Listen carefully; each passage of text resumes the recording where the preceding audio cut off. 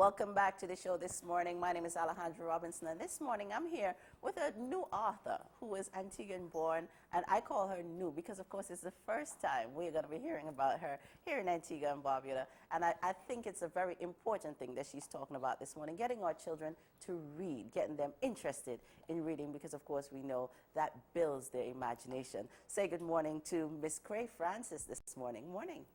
Good morning. How are you? I am great, thank you. I just want to say thank you so much for having me on your show today. Well, thank you for being here with us this morning.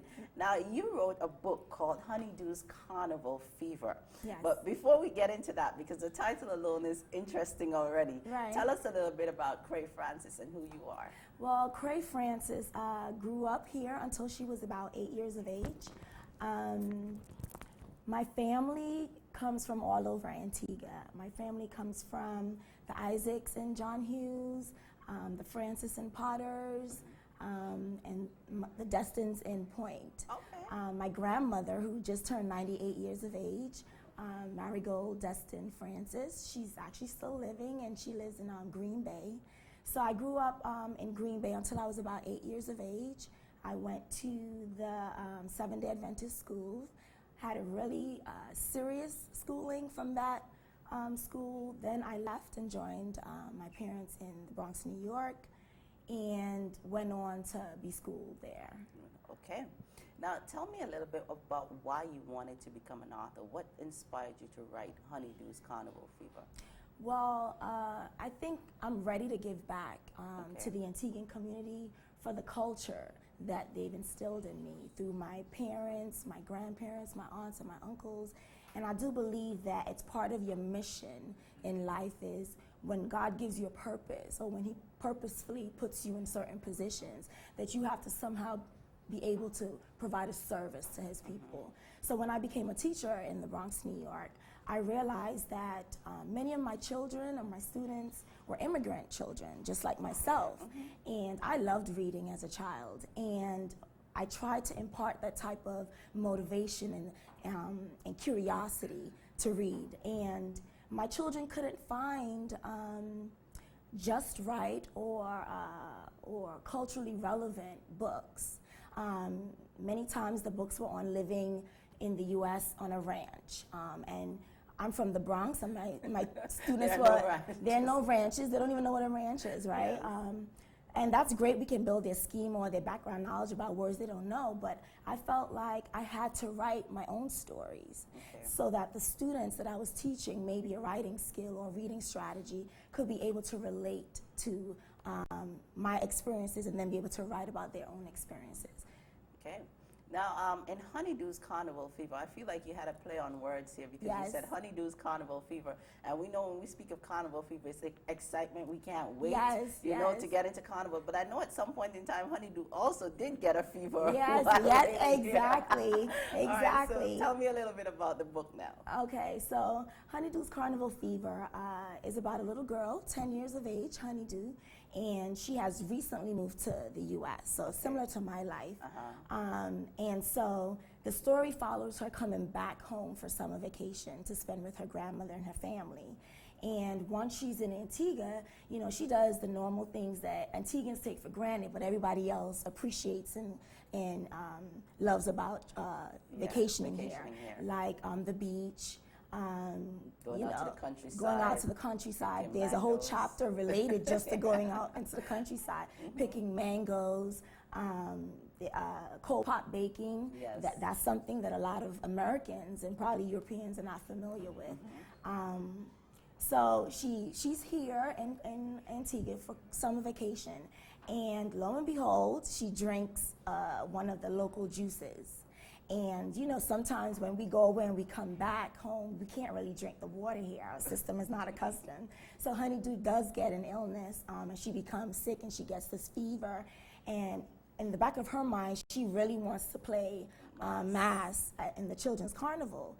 And she's wondering, oh my gosh, I'm not going to be able to because now I'm sick. So that's where the play on words come. And yes, she does finally get to be a masquerader in the children's carnival. But most importantly, I think Honeydew learns to value, even at 10 years of age, her Antiguan culture. That so many of us may not even think about until we're older. Like I know for me, I didn't think about being Antiguan and what that meant and how that made me special until I went off to college and I was one of maybe 25 students in a class being a person of color. And I guess that put me in the center to say, oh, wait a minute, I'm black, and to dig deeper and to find out where my culture came from. And so with writing Honeydew, I had to do some digging.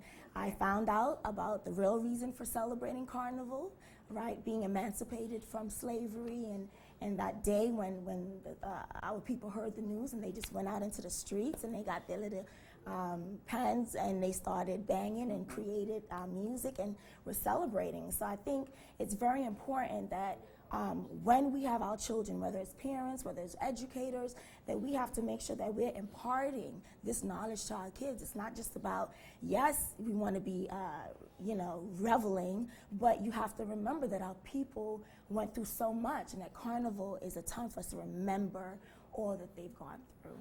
Okay, now speaking about why Carnival started and some of the things that are really important to a carnival. There's one particular character of our carnival that Honeydew was somewhat not too excited about meeting. She was a little afraid of meeting. Tell us a little bit about that. The jumble.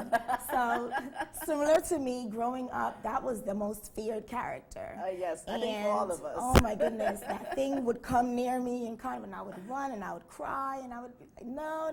Yes. But writing Honeydew actually dug into the research and realized that the jumble character comes out of West Africa from their traditional celebrations and how it's really a spiritual creature or connection to our spiritual realm.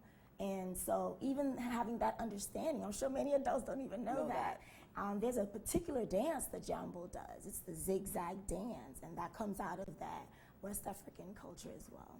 All right. Now, ideally, what's the age range that you would say? Is this a children's book? Is this a book for everyone? What would you say?